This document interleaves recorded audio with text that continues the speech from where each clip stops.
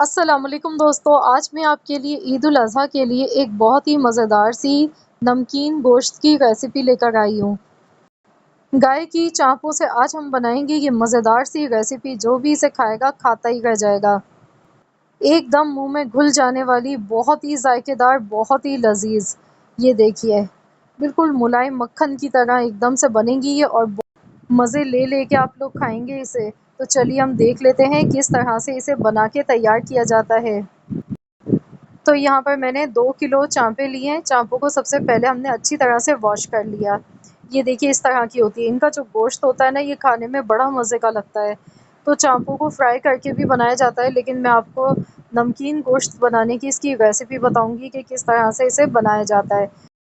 आप चाहें तो इसे नॉर्मल पतीली में भी बना सकते हैं, लेकिन उसमें बहुत ज़्यादा टाइम लग जाता है। इसलिए मैं इसे प्रेशर कुकर में बना गई हूँ, ताकि ये मिनटों में बन जाए। अब मैंने यहाँ पे एक मीडियम साइज़ की प्याज ली है, प्याज इसमें शामिल कर दी।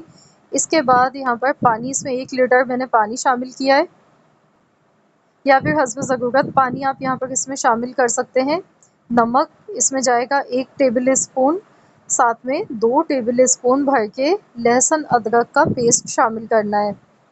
लहसुन अदरक का पेस्ट आपने थोड़ा ज़्यादा ही इसमें शामिल करना है। ये बग़ैर पानी का था पिसा हुआ लहसुन अदरक का पेस्ट, इसलिए मैंने 2 टेबल स्पून किया है।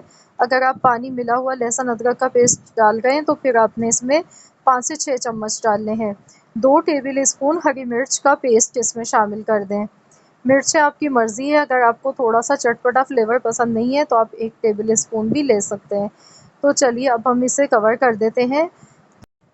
तो यहाँ पर इसे प्रेशर मैंने लगा दिया है आधे घंटे के लिए। आधे घंटे के बाद हम इसे खोलकर चेक करेंगे। तो यहाँ पर आधा घंटा हो चुका है, तो चलिए हम देख लेते हैं।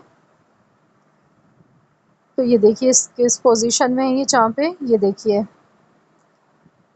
तो चम्मच हम चलाएँगे तो देखिए, देखते ही फ़ील हो रहा है, देखिए हड्डी इसकी अलग हो गई है, गोश्त अलग हो रहा है। इतनी ज़बरदस्त ये गल चुकी हैं। तो यहाँ पर इसका मज़ीद फ्लेवर बढ़ाने के लिए अब इसमें काली मिर्च का पाउडर 1 टेबल स्पून डालेंगे। आपने ये शुरू में नहीं डालना है, वरना बहुत ज़्यादा पकने की वजह से काली मिर्च की जो अपनी खुशबू होती है, फ्लेवर होता है, वो कम हो जाता है। तो इसी वजह से यहाँ पर आपने लास्ट में ही, जब ये चाँपें अच्छी तरह से गल जाएँ, जब आप इसे सर्व करने लगें, तो आपने इसमें काली मिर्च का पाउडर शामिल करना है। तो देखिए इसमें ऑयल का मैंने बिल्कुल भी इस्तेमाल नहीं किया, फिर भी कितना इसके ऊपर आप देख सकते हैं कितना ज़्यादा रोगन निकल कर आ चुका है।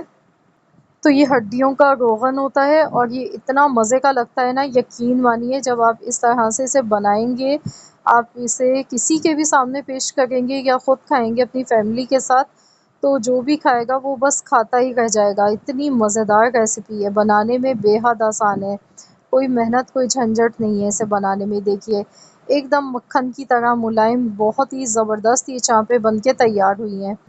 तो आप इसे गरमा-गरम नान चपाती के साथ खाएँ, यकीन मानिए मज़ा आ जाएगा जब आप इसे खाएँगे। तो ईद उल अज़हा के मौके पर ज़रूर आप लोग इस रेसिपी को लाज़मी ट्राई करें और अपना फ़ीडबैक मुझे कमेंट्स में देना मत भूलिएगा। मुझे बताइएगा आप सबको कैसी लगी है मेरी आज की ये रेसिपी।